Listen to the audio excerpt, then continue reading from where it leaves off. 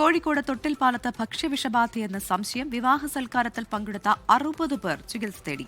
Sameer C മുഹമ്മദാണ് Kozhikode നിന്ന് ചേരുന്നത്. സമീർ, എന്താണ് സംഭവിച്ചത്?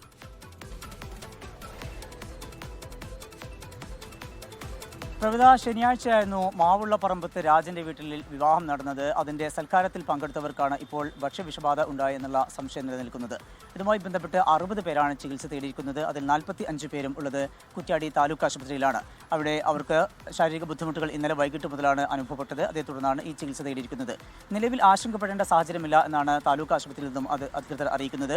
വയറിളക്കം, ഛർദി തുടങ്ങിയിട്ടുള്ള പ്രശ്നങ്ങളും അതുപോലെ തന്നെ ശാരീരിക അസ്വസ്ഥതകളുമൊക്കെ ഉണ്ട്. എന്നാൽ കൂടി കാര്യമായ രീതിയിലുള്ള ഒരു ആശങ്കപ്പെടേണ്ട സാഹചര്യമില്ല എന്ന കാര്യമാണ് അവർ വ്യക്തമാക്കുന്നത്. ഇവർക്ക് ആവശ്യമായിട്ടുള്ള ചികിത്സ ഉറപ്പാക്കിയിട്ടുണ്ട്. അതുപോലെ തന്നെ ഇപ്പോൾ ഇതുമായി ബന്ധപ്പെട്ടുള്ള ലാബ് ചില പരിശോധനകൾക്ക് കൂടി വിധേയമാക്കിയിട്ടുണ്ട്.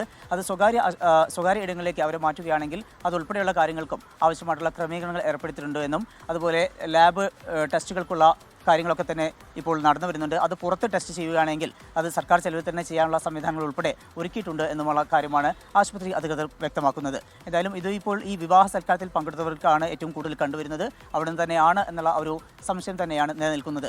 അത്തരം ഒരു സാഹചര്യത്തിൽ അവിടെ ഉണ്ടായിട്ടുള്ള ആ ഭക്ഷ്യവസ്തുക്കളൊക്കെ തന്നെ കേന്ദ്രീകരിച്ചുകൊണ്ടുള്ള പരിശോധന ആരംഭിച്ചിട്ടുണ്ട്.